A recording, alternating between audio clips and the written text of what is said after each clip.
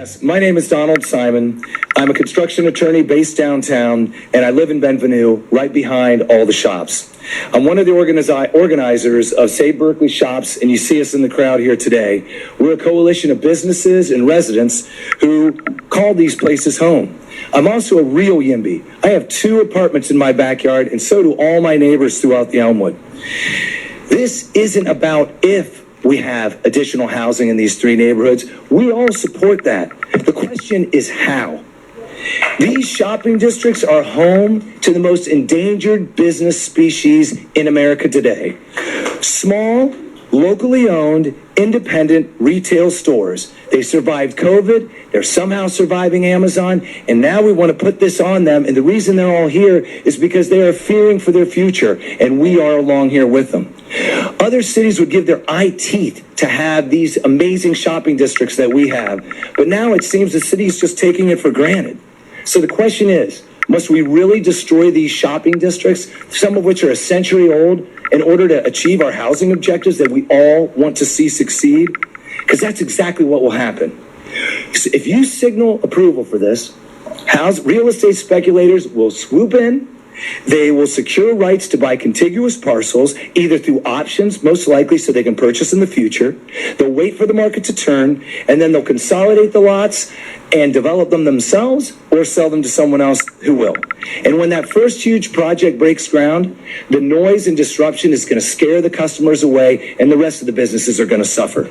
And so these businesses that are teetering are going to teeter-totter off. That is how you kill shopping districts that have taken generations to become the sustainable retail ecosystems they are. We're told that this is only going to facilitate the development of a few target lots. There's been a lot of talk about that.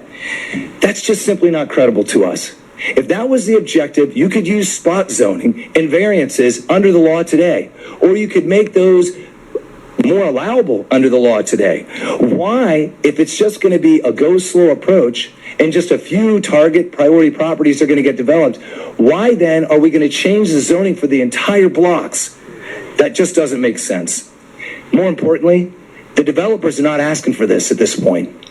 We have entitled projects that we've already talked about that are not getting built, that are eyesores and creating blight. Exhibit A, Center Street.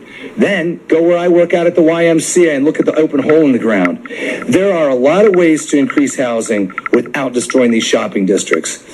We saw surveys talking about what people's preferences were. Those are rather dubious. Why?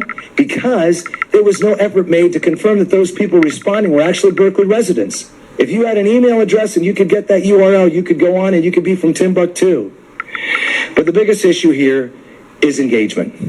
If you're going to do something like this, the democratic approach would be to engage with us and explore the range of different options for how you could house housing to our neighborhood.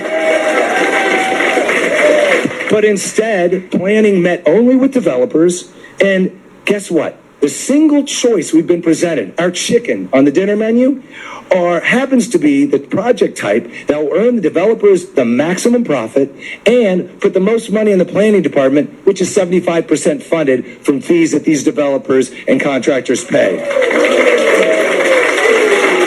At a minimum, we would expect that we would be told what's happening.